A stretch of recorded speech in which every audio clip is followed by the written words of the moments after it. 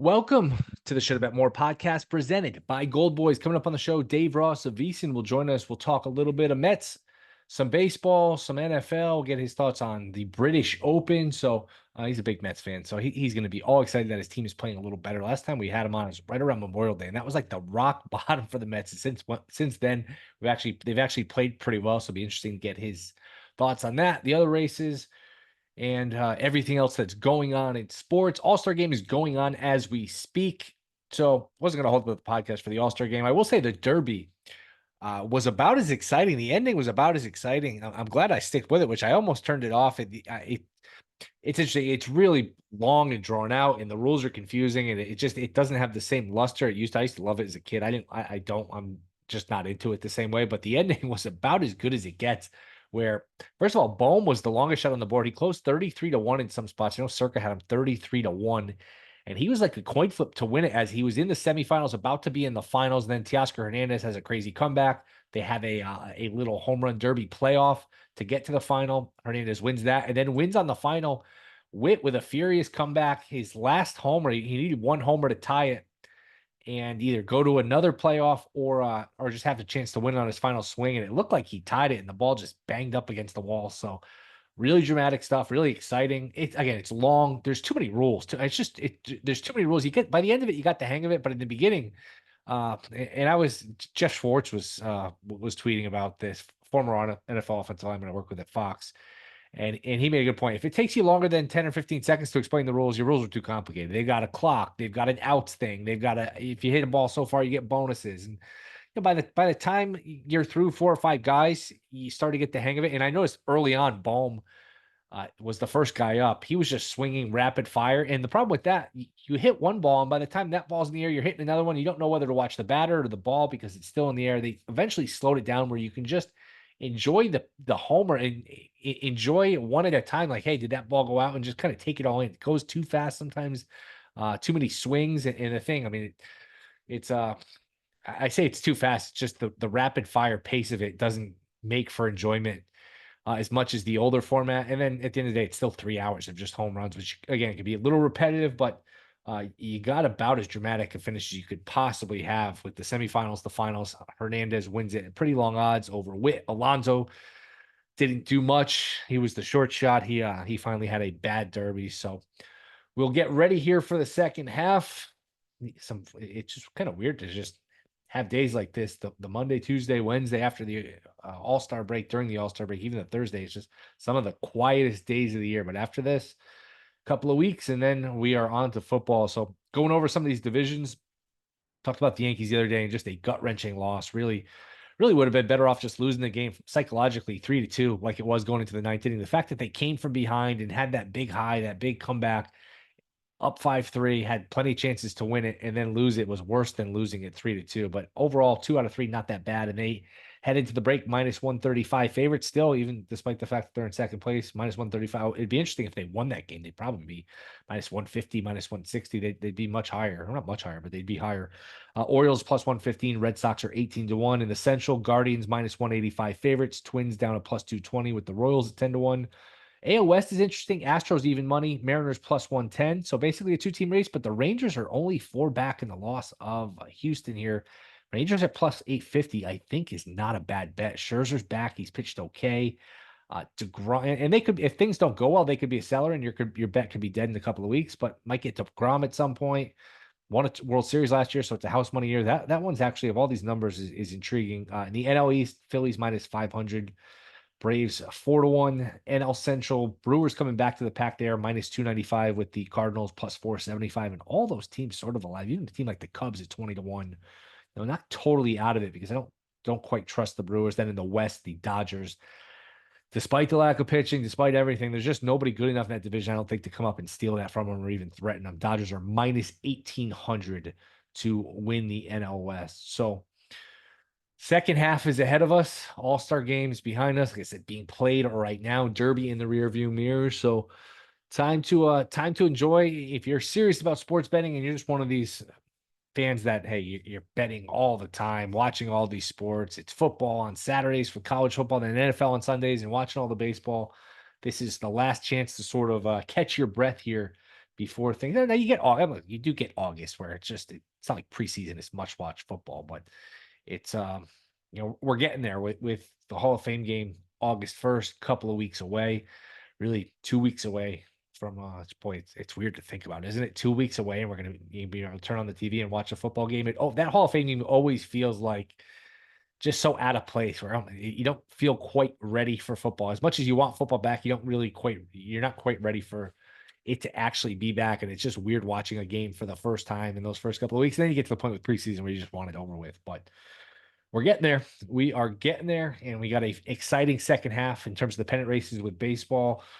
Wild card races are good. Some of these division races are good. We will discuss all of that and more with Dave Ross. That is next. This is the Shoulda Bet More podcast.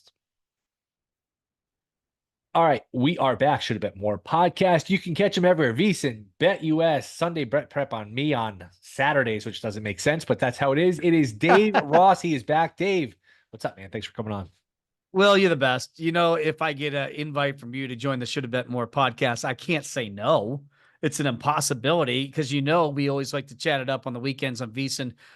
So yeah, man, always excited to get on with you. I asked Dave if he could come on. He said, no, I don't really have the time. I said, we can talk as much Mets and Cowboys as you want. He said, Bam! When do you need me? All right, we'll start with your Mets. Time we got? Yeah. I think you were on with me Memorial Day weekend, that Sunday of Memorial Day, Sunday into Monday, and it was like rock bottom. They just blown a couple games to the Giants. I think they made an error to lose one of the games. They were, what's their low water point? Was it 12 games under 500, 14? It was really bad. Now they are 3 games over 500. Unreal. How surprised are you? And do you think ultimately this team makes the playoffs? Well, I'm shocked because I remember those conversations with you very well. And I remember one of them specifically where they were 5-1 to make the postseason. And I said 5-1, this should be 50-1. Like I had no belief whatsoever that this team was capable of making a turnaround, and certainly not making this turnaround before we even got to the All-Star break. That's the amazing thing about it.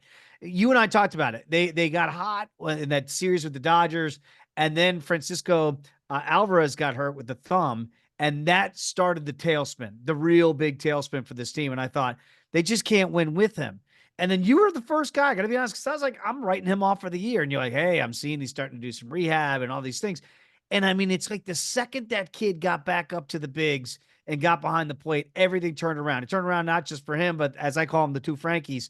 And then for Lindor to start playing like the Francisco Lindor we've all been waiting for years in New York to really start to blossom and have a great year. They tinkered with the lineup. They put Lindor in the leadoff spot. The pitching has been okay. It's held up. It has not been dynamic, but they've just figured out, and you were onto this before the season began, that the offense should be good enough to hang in there. It's really done that. It really has. And then the Edwin Diaz suspension in Chicago was alarming. They had some problems with the bullpen in those 10 days. You got to hope that he can hold up and be the Edwin Sugar Diaz is old and not be Splenda. So as long as he's Sugar and not Splenda, this team's got a chance to win a lot of games. Look, I played them at plus $1.55 to make the postseason before the year began. It was, as I said on the air at the time, it's because I'm a diehard. I wanted to be invested in the full year. It's made me invested. I wish I'd listened to you and hopped on at 5-1, but I didn't see it. I'd be dishonest if I told you that, yeah, I see this turnaround coming. I didn't. So it's been a real pleasant surprise. Now the question is, with the 2 weeks leading up to the trade deadline, what does Uncle Steve do? As long as Uncle Steve doesn't sell away parts, yeah, maybe a fringe part here. If Jeff McNeil's not part of the future, if you want to try to move him, I could see that. But if they go get a second tier starter, and I got a name I want to throw out as a legit, just stunning move, but you're waiting to get the Ghost Splitter back and get Kodai Senga back, and we hope that happens sooner rather than later. If you added a legit front starter and made Big Sev a number 3 guy, a Manaya number 4, all of a sudden, Will, that rotation in the postseason looks plausible. But let me just throw this back at you.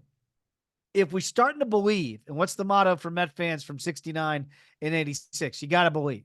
If you believe that this team can win, could you go look at a guy that's got an expiring contract like a Max Scherzer and bring him back to the Mets and say, hey, let's finish what we could. Let's finish what we couldn't finish before. Let's finish what we started here and bring him back. I hadn't thought of that. That's an interesting idea. I think Texas is close. I mean, they're on the fringe, and a lot of these teams are on the fringe. And Yeah. you made the point, like 2 weeks to the deadline's gonna be everything because a lot of these teams, Rangers, Cubs, Rays, man. I mean, you go down the line. Hey, are they gonna be buyers or sellers? Well, I'll let you know in 2 weeks because the next 2 weeks is gonna tell a lot. The Rangers have quietly and very quietly, especially for a World Series champion, got within breathing distance of the Astros and the Mariners here.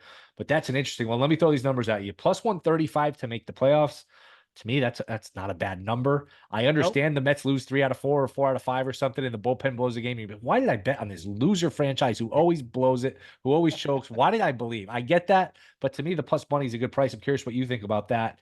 And DraftKings and all these books have updated season win totals. What do you think the Mets number is right now? I would say the updated number, since they're over 500, I would say that realistically, a shop's probably going to set 85 as the number, somewhere right in there. 82 and a half, right where you Oh started my. before the Senga injury. So before the season, they were at 82 and a half. Senga got hurt. That bumped it down a couple of wins. Most books went to 80 and a half. And now we're right back to where we started, 82 and a half. So Well, right on pace. I would have played the under. You and I talked about it, and I couldn't do it as a try to be in good standing as a Met fan to play the under. But I thought that was the play to make once we knew the Senga news, and the books were kind of slow to on the Yes. uptake to adjust. So those 82 and a half, I think, are good numbers to play unders. If you made me play it today, and I think the thinking has changed, I really think Steve Cohen was going to trade away pieces a month ago. I really do. I think Big Sev would have been on the move, maybe even a Sugar Diaz, certainly a McNeil, maybe even on Alonso in a contract year. I thought those things were plausible. I don't think they're plausible now, other than maybe a secondary move that we talked about earlier. So because of that, because I think they're going to hold on to the farm now. They've got a really good farm system, by the way, that they could maybe move a piece to get a frontline starter like a Max Scherzer or somebody of that ilk with an expiring contract.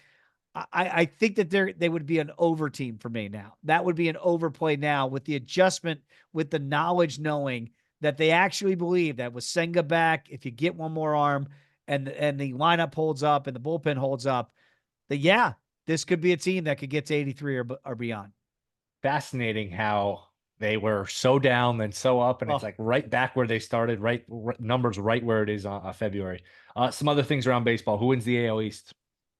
man. Okay, here's the deal. I would have liked to have picked the Orioles. You and I talked about it a lot early in the season. I couldn't understand that you were seeing 3-1s out there and the Birds plus 280s because the Yankees got off to that scintillating start. And I kept looking and I go, but Baltimore's playing great baseball too. It just wasn't Yankee level baseball. So at the price points, I think that's what determines what I find where I find value in it as to who's going to win the East. But the simple question of who's going to win the East, I'm gonna say the Yankees. I'm gonna say the Yankees are gonna win this thing, and it's a belief that they will do more than what Hal Steinbrenner normally does at the trade deadline, or allows Cashman to do things at the deadline that he hasn't done in years past. Because at some point, like, what are you gonna do with Soto? Are you gonna let him walk? Because if you do, if you don't go and fortify or re-sign some of these guys, then you're wasting the season. You're wasting the great start, right? Because obviously everybody, as Met fans, we're all hoping that we're going to get Juan Soto next year. That's the belief, right? That Uncle Steve is not spent because he's saving the money for Soto. Well, what are you doing in New York with the Yankees? Like, if you're not going to re-sign Soto and give him a blockbuster deal, then you better push in chips now while you have him. Or else the move to get him would make no sense. So I have to believe that the Yankees are going to push in more assets to make this season a success and not just a great start, and then we just trailed off in the middle of the year. Would make no logical sense to me. So for that reason, in the arms race, I think the Yankees will do more to fortify. I think the O's will make some secondary moves, but not blockbuster moves. I'm going to bank on the Yankees front office doing the right thing. And the Yankees at what, -$5 somewhere out there right now. I'd like that play to win the AL East.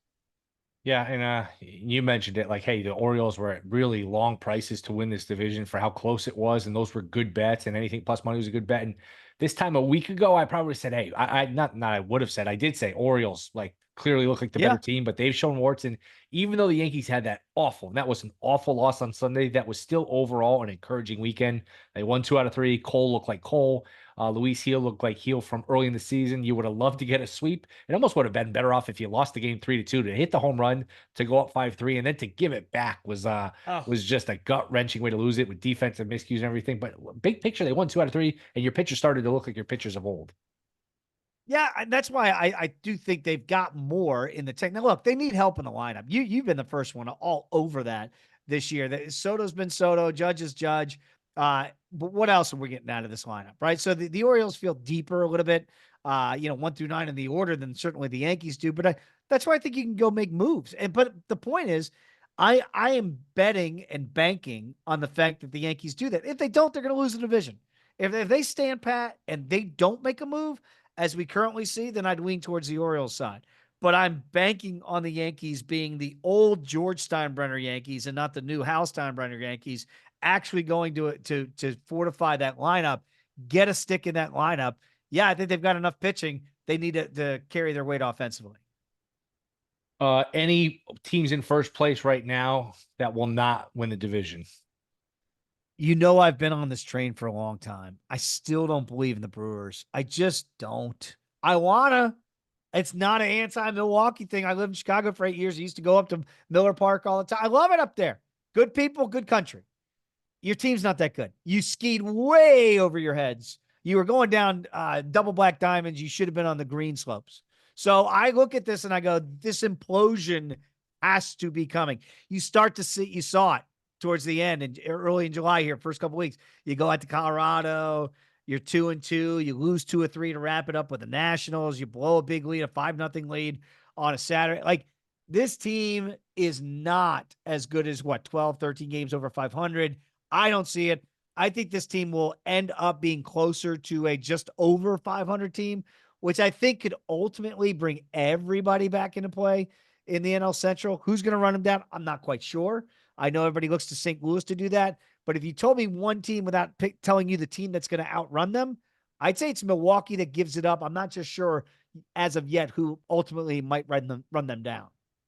Football really quickly. Last time we were on, and I've had a lot of people on say, hey, the Eagles have surpassed the Cowboys, better offseason. Cowboys haven't done anything. Feels like the Eagles are super trendy. Do you feel like people are discounting the Cowboys and just writing them off a little too quickly?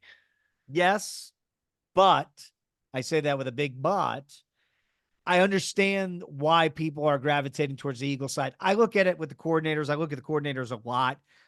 I'm not a big Kellen Moore guy. You know that, Will, as a Cowboy backer. I thought Kellen was really good early in Dallas, and he was not good late. It's a reason why they moved on from him. Everybody told me this is the demise of Dak. Now, you guys lost Kellen Moore. Ha, ha, ha. Mike McCarthy's going to call plays. Mike McCarthy and Dak Prescott had their best seasons, I thought, last year in the regular season. Look, Dan Quinn's defense, I think at the end, it kind of ran its course. I like Dan Quinn a lot. He's now in DC, of course, as their head coach. I think Mike Zimmer is going to be an upgrade defensively as the D coordinator. They got to get a better full year out of Micah Parsons. Stay off the podcast, unless it's a Shoulda Bet More podcast. Then you can go on it, Micah. I need you to focus on playing defense and rushing the quarterback. That's what I need you to do. If he can be in the conversation for defensive player of the year at the end of the year, Cowboys win the division again. I really do. I'm not worried about the offense. I know they can't run the ball, and I know we got Ezekiel Elliott. It's about the defense for Mike Zimmer. He wants to get tougher in the middle. If they can do that, and you got Overshawn coming back off a blown out knee as a rookie, lost his rookie year, so he's going to be a true rookie this year, coming in and trying to shore up the middle of that linebacking core. If he can play, and again, guys coming off ACLs, you get a little bit nervy about that. But if he's who we thought he was coming out of Texas, I think we're going to be okay there. If we can stop the run in the middle, Dallas will be just fine. I know everybody looks at Diggs coming back and they think Diggs is a big play, apple turnover, all that stuff. I like Diggs. I thought he was actually better in the low interception year before he got hurt last year. And I certainly think we got a capable guy now in Deron Bland to play the other side. So I'm not that worried about corner like others are. I'm worried about the middle of that defense. If they shore that up front, Micah gets after the quarterback. Offensively, Dak's going to be just fine. I have no concerns about Dak and Mike calling that offense. I'm just worried about up front. Can we block up front? And conversely, can we get pressure on the quarterback and stop the run? Golf Open coming up. How do you handicap it? I know Harmon won last year as a real long shot, but that's usually not the nature of this tournament. It's usually the better players. The cream rises to the top. Who are you looking at, and what's a profile of who wins this tournament? Royal Troon, your last chance for glory this week in Scotland. If it's not Scottish, it's crap. I love this tournament. I'm such a geek, Will. I'm gonna lose sleep all week. So I'm gonna get up whatever time. You know me, I want universal time zone, so I know what time this damn tournament starts. But I'm gonna waste my body this week in the sleep cycle to watch this because I love it. Might be my favorite of the four majors. Last time at Royal Troon, it was won by Henrik Stenson, and he went, I think it was 2015. He went 20 under par. The guy that came in second was some guy named Phil Mickelson, who was 17 under par. And they just dueled all weekend. Next highest guy on the board was like JB Holmes at like 6 under. It's like 11 shots between second and third. So it was really a two-man race, which shows me that there were outliers the last time they were here. And everybody else kind of struggled and played around. The good players were playing around 5, 6 under par. So I want to get a guy that I know has got some firepower to separate. I think you get one of the best numbers you're going to get on him. He's the only guy I've played on my card so far this week. I'm going to add to it, of course. I got some guy named John Rahm, plays in some weird league called Live, some Spaniard. He runs hot, ill-tempered guy on the golf course. I got 23-1 on Rahmer. Yeah, baby. Sign me up for John Rahm. Give me that bad disposition guy with a chip on his shoulder. Y'all must have forgot about me. I think Rahmer's going to be there all weekend long at Royal Troon. One other name I want to throw out. He just won last week at the Genesis Scottish Open, and that is Bobby McIntyre, a Scot. So he said, well, why would you just back him? I just cashed a ticket on him at 37-1 last week to win. I think the list of guys that have won the double-double for the Scottish Open and then the British Open begins and ends with lefty Phil Mickelson. End of list. That's it. So historically, it goes against you. Here's why I kind of like him to possibly usurp that trend. His biggest tournament in his life is what he just won. He said he'd rather win the Scottish Open as a Scot more than any other major championship. He already checked the first box a month ago in the United States to get his first win on the PGA Tour. He does that. And then he says, I'm not going to play the Detroit Rocket Mortgage, sorry, because I'm going to go home and party with my family. And that's exactly what he did with dad, mom. He's like open about it. I love it. And then he wins the Scottish Open last weekend. He's already checked all the boxes, Will. He's playing with house money. Guy's one of the best putters in those type of conditions. He knows how to roll the rock. He's got all the shots, a very gifted putter. I think Bobby McIntyre might be there back-to-back after the hangover subsides, hopefully tomorrow. He'll be ready to tee it up on Thursday. So Rahmer's on my card. If I get the right price on McIntyre, if you can find the rogue 30-1s out there, I'd invest in him as well. And then one other guy that I'm looking to add will be the X-Man, Xander Schauffele, horse for any course, won at the PGA, broke through to get his first major championship. Everybody's going to be on Scotty and Rory, not me. X might mark the spot. Would not be surprised. They normally come in bunches when you win majors like Jordan Spieth early in his career. Rory McIlroy won 4 quickly. I wouldn't be surprised if X-Man hoists the oldest trophy in golf at Royal Troon this week. All right, man. Hopefully you cash another one. Before we go, anything UFC we need to know about coming up soon? Look, small dog play this weekend in the main event, Amanda Lemos against Van der Rohe. I really think that Amanda Lemos is being discounted. She is a plus dog, underdog in this main event coming up on Saturday night. She's vicious, man. I mean, she can really hang in there even if she loses rounds early. So I've already backed Lemos as a small dog here. Probably still find plus $1.30s out there in the marketplace. Really like her Saturday. Looking ahead to UFC 304 in 2 weeks. Main event there is Bilal, remember the name, Muhammad from Chicago, taking on Leon Rocky Edwards over there in England. Everybody's on Rocky Edwards. Not me. Give me the Chicagoan. I like Bilal. I think he's going to get takedowns against Leon Rocky Edwards. Everybody's telling me that Rocky's this new guy and the champions get better. I've heard it before. He doesn't like fighting wrestlers. I think Edwards is live. So I got 2 dogs in the main event this weekend and next weekend at UFC 304. Dave, you're the best man. Your second appearance, I think, was even better than your first. So we're gonna have to make it a third. Well, let everyone know where they can find you. What do you have to plug? I like to get active on X at DRoss Sports. So feel free to hit me up, sports or otherwise. I'm an open book, and I'm always good for a good joust. So if you got one and you want to get at me, you can always do that. Also on the gram, what do the kids say? Do it for the gram. I'm not as active on the gram. Normally, I'll post stuff that we do or more work related stuff. But you can always get at me at DRoss Sports on either of those places. And then the plug.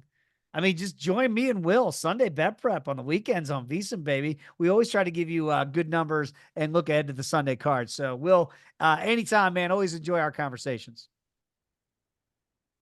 All right, that will do it. Thank you to Dave Ross. We will be back Friday, talk some more baseball, maybe a little NFL as we get a little closer. Rate, review, subscribe. See you Friday.